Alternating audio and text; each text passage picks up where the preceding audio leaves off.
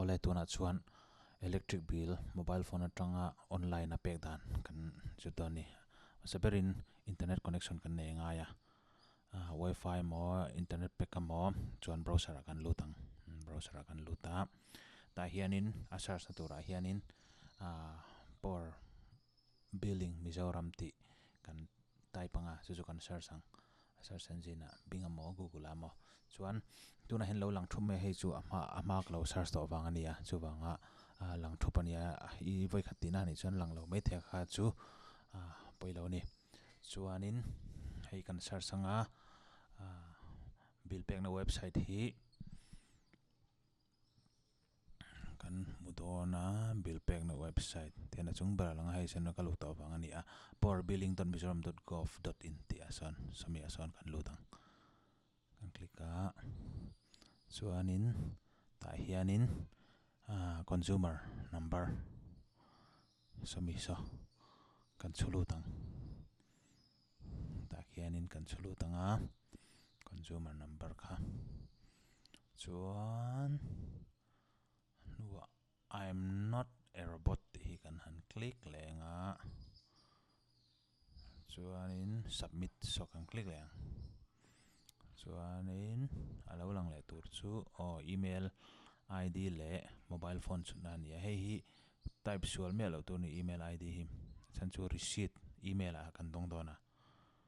phone number a po chu sual me lo tu ni nakina a receipt te kha kan print le duan nu de apo thali thanga nu apo kan dat kan en le du thia chuwang chan email alo ve wang kha athat awangin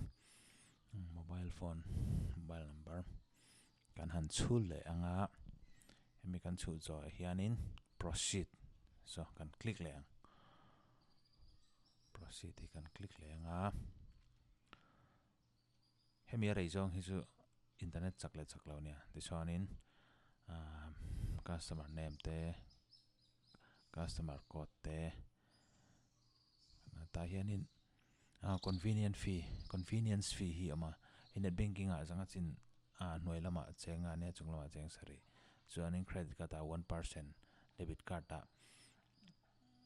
sangni chin hnuai lampanga 0.75% sangni chin chunglampanga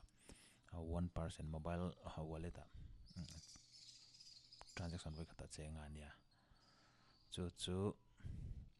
kan bill amount baka ni sangni le ti ni wangin somni chuangan somnin ka doni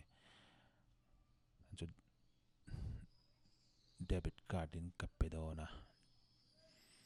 chuanin I agree to the terms and conditions ti khu kan han click lenga I agree to the terms and conditions kan click anga chuanin pay ti khu lo active ta chuan kan click ta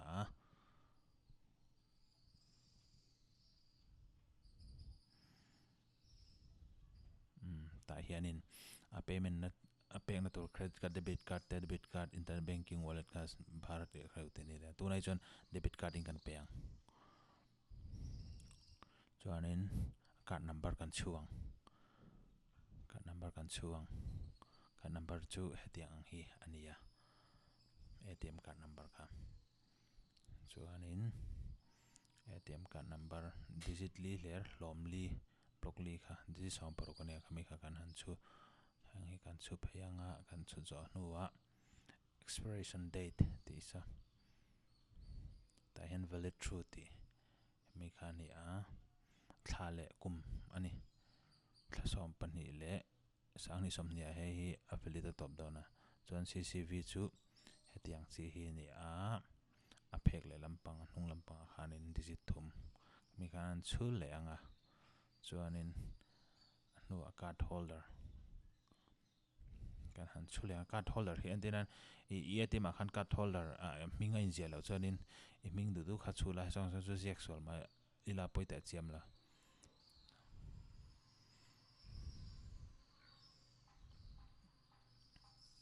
chuanin kan click pay le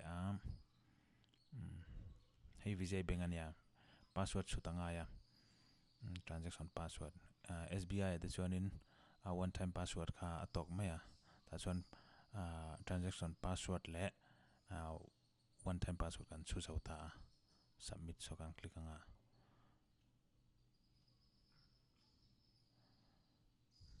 beng sang ti hain ang lo kha chu mani benga zerin adang lam theini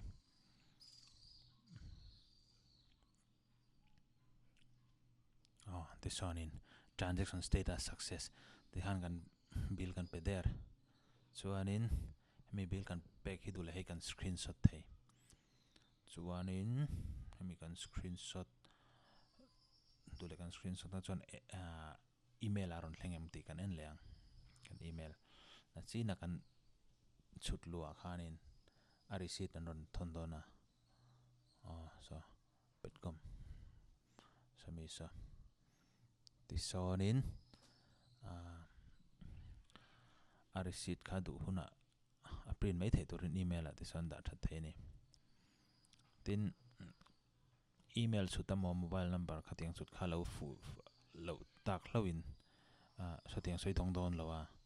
chuanin na china mi screenshot tu ti kha sami te so screenshot mai tu ni screenshot ngan save anga da thanga chu zong chu kha ani e lo me